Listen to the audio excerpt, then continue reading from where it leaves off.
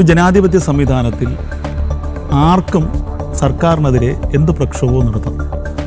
സംഘടന രൂപീകരിക്കാം, രാഷ്ട്രീയ പാർട്ടി രൂപീകരിക്കാം. അതൊക്കെ ഓരോരുത്തരുടെ വ്യക്തി സ്വാതന്ത്ര്യമാണ്.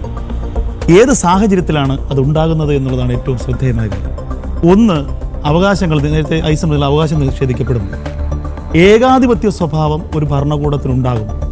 തൊഴിലില്ലായ്മ രൂക്ഷമാകുമ്പോൾ ഏറ്റവും ഒടുവിൽ പട്ടിണി കൊണ്ട് ഒരു ജനതയ്ക്ക് ജീവിക്കാൻ പറ്റാതെ വരും. ഈ സാഹചര്യത്തിലാണ് ഇത്തരത്തിലുള്ള സംഘടനകൾ രൂപപ്പെടുകയും അത് ഭരണകൂടത്തിനെതിരെ വലിയ സമരങ്ങളിലേക്ക് പോവുകയും ചെയ്യുന്നത്. പക്ഷേ ഇനി ചിരി വരുന്നത് ഈ കോക്രോച്ച് ജനതാ പാർട്ടി എന്ന് പറയുന്നത് ഇതിനൊരു സമര സ്വഭാവമില്ല, ഇതിനൊരു സംഘടനാ സ്വഭാവമില്ല, ഇതിനൊരു നേതൃത്വമില്ല. ഇത് സത്യത്തിൽ ഇതിനെതിരെ ഒരു പൊളിറ്റിക്കൽ സ്റ്റേറ്റ്മെൻറ്റ് BJP നൽകുന്നത് പോലും BJPക്ക് ദോഷമുണ്ടാക്കുകയും ഈ പാർട്ടിയെ ഗുണമുണ്ടാക്കുകയും ചെയ്യുന്ന സാഹചര്യമാണ്. സാറ് പറഞ്ഞു 1.9 2 മില്യനോ ആൾക്കാർ ഒടുവിലായെന്ന് പറയുന്നു. ഇത് ഞാൻ കുറച്ച് നേരത്തെ സെർച്ച് ചെയ്തപ്പോൾ എക്കണോമിക് ടൈംസ് പറയുന്നത് 80% ആളുകളും പാകിസ്ഥാനികളും ബംഗ്ലാദേശികളും തുർക്കികളുമാണ് എന്നുള്ളതാണ്. ഇതിൻ്റെ 80% ഫോളോവേഴ്സും.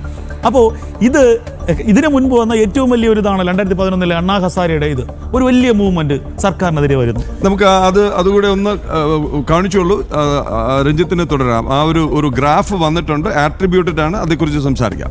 അപ്പോൾ അണ്ണാ ഹസാരയുടെ മൂവ്മെന്റ് വന്നു. അതിനുശേഷം ഫൈറ്റ് അഗൻസ്റ്റ് കറപ്ഷൻ എന്ന് പറഞ്ഞിട്ട് പിന്നീട് അതിന്റെ പുറകിൽ നിന്ന് ആം ആദ്മി പാർട്ടി വന്നു.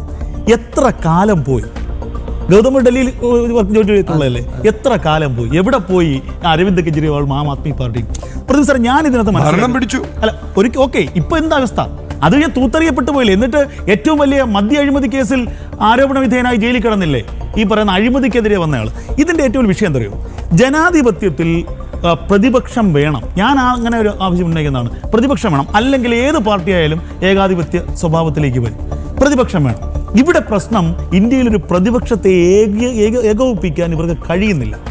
യുവാക്കൾ ഈ പറയുന്ന പ്രതിപക്ഷത്ത് നിന്ന് അകന്നു പോയിരിക്കുന്നു എന്നൊരു ചിന്ത. അപ്പോൾ ഇത്തരത്തിൽ എന്തെങ്കിലും ഒരു മൂവ്മെന്റ് വരുമ്പോൾ ആദ്യം ഇതിൻ്റെ പുറകിൽ വന്ന ആരാണ്?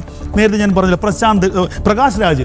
ഏത് കാര്യത്തിനും മോദിക്കെതിരെ പറയുന്ന പ്രകാശ് രാജ്, അഖിലേഷ് യാദവ്, പ്രശാന്ത് ഭൂഷൺ, ധ്രുവ് റാത്തി, മെയ്ത്ത, കീർത്തി ആസാദ്, ഇങ്ങനെയുള്ളവരങ്ങ് ഇറങ്ങുക.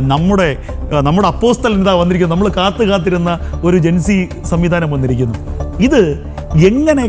ഞാൻ പറഞ്ഞത് ഇതിനിപ്പോൾ നേപ്പാളിലെ ജൻസി കലാപത്തിനെ പോലെയോ, അല്ലെങ്കിൽ നമ്മൾ ഈജിപ്തിൽ പറഞ്ഞതുപോലത്തെ ഒരു അല്ലെങ്കിൽ മുല്ലപ്പൂ വിപ്ലവത്തിനെ പോലെയോ ഇതിന് ഒരു തരത്തിലുമുള്ള ഒരു ഏകീകരണമില്ലെന്നും ഒരു നേതൃത്വമില്ല എന്നും. അമ്പടി, ഇത് വില കുറച്ച് കാണുമ്പോൾ ഒറ്റ കാര്യം പോയിന്റ് ഔട്ട് ചെയ്തോട്ടെ. ഈ ജാസ്മിൻ റെവല്യൂഷൻ പറഞ്ഞല്ലോ, അതടക്കമുള്ള പല ജൻസി വിപ്ലവങ്ങൾക്ക് ഒരു സംഘടനാ സ്വഭാവം ഇല്ലായിരുന്നു.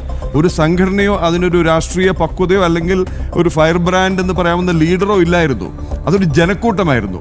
ജനക്കൂട്ടം, ഈവൻ ആം ആദ്മിയുടെ ആദ്യ പ്രക്ഷോഭം ഒരു ജനക്കൂട്ടത്തിൻ്റെ ആയിരുന്നു. ആരുടെയും പരസ്യമായ ആഹ്വാനമൊന്നുമില്ലാതെ ഒരു ജനക്കൂട്ടം ഇങ്ങനെ തെരുവിലിറങ്ങി.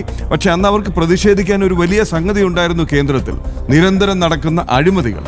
ഇപ്പോൾ ലക്ഷ്യമിടുന്നത് ഇങ്ങനെ ഒരു കലാപമല്ലേ? അല്ല, കലാപമാണ് ഞാൻ പറഞ്ഞത്. അല്ലെങ്കിൽ ഇതിനെ ഒരു കലാപത്തിനായി ഉപയോഗിക്കാൻ അവിടെ ഇപ്പോൾ സാറ് പറയുന്നത് പോലെ സർക്കാരിനെതിരെ ഒരു വലിയ അഴിമതിയില്ല.